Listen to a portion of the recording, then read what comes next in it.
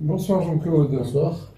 Donc tu nous fais l'honneur de m'accorder ce petit débat, cette petite conversation pour nous ce soir. Tu animes un atelier contes et métaphores.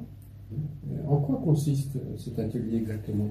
Alors cet atelier, j'ai décidé de le faire parce que beaucoup de gens parlent de métaphores, et en particulier en hypnose ericksonienne, on parle beaucoup de métaphores. Malheureusement, je pense que les gens ne savent pas ce que c'est une métaphore. Ils ont l'impression on peut raconter une histoire et ça va se passer comme ça.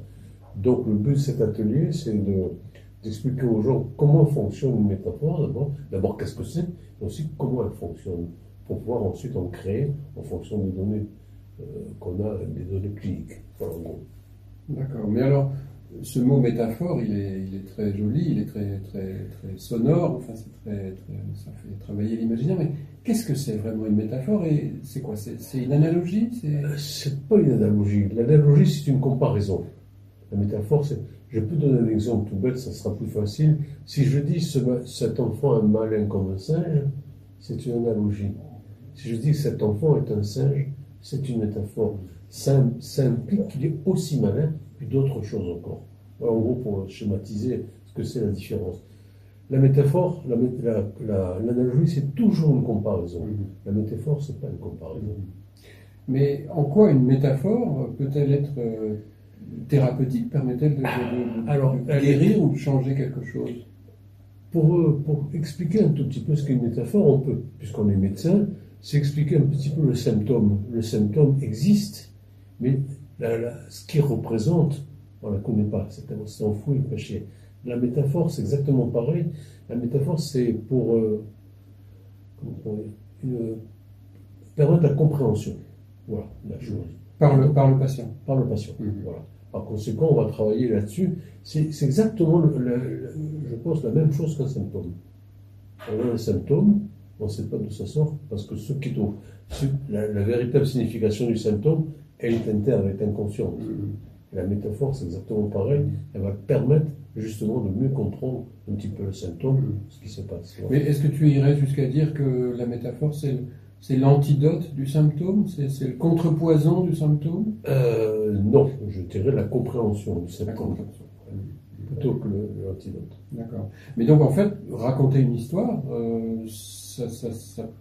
ça peut être thérapeutique finalement. Non. Raconter une histoire, c'est une métaphore littéraire.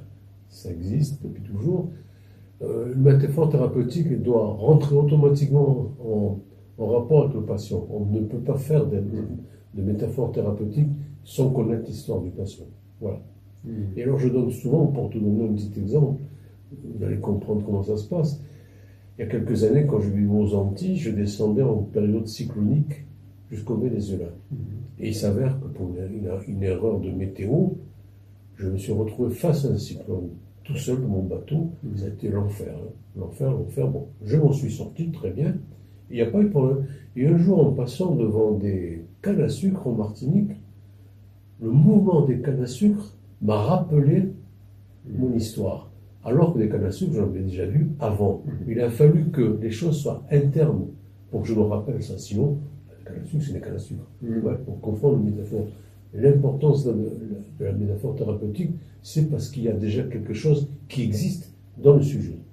Sinon, on ne peut pas faire une métaphore thérapeutique. Voilà. Mais comment t'es venue cette idée de développer ça, de travailler avec des contes?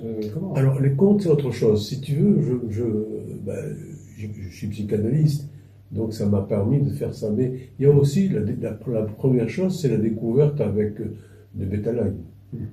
Voilà. Qui a commencé à en parler. Et puis, il y a surtout aussi une histoire d'enfance. C'est-à-dire que j'avais vu un film, un dessin animé sur les mille et une nuits. J'avais lu le livre Les Mille et une nuits, je me suis aperçu, si tu connais l'histoire, c'est un sultan qui tue toutes les femmes parce qu'il est persuadé qu'elles le trompent, et il doit tuer la dernière, et pour éviter de la tuer, il lui raconte tous les soirs une histoire. Résultat, à la fin de ces mille et une nuits, il change complètement, il l'épouse et il la garde. Voilà. Donc, pour moi, raconter une histoire ou un conte, c'est aussi transformer les gens. Voilà, ça sert à ça. Voilà, en gros, comme je suis arrivé. Et il y a surtout ma formation de psychanalyste. Hein. Bien sûr. Le mille à minuit, c'est le conte. Bien sûr. C'est pas la métaphore, c'est le conte. Voilà, comment ça s'est passé. Écoute, merci beaucoup pour ces éclaircissements, Ouais. Jean-Claude. Ça que ouvre tu plein me- de... Tu sais ce que c'est une métaphore. Oui, bien sûr, maintenant, c'est beaucoup plus clair. Merci beaucoup. Merci aussi.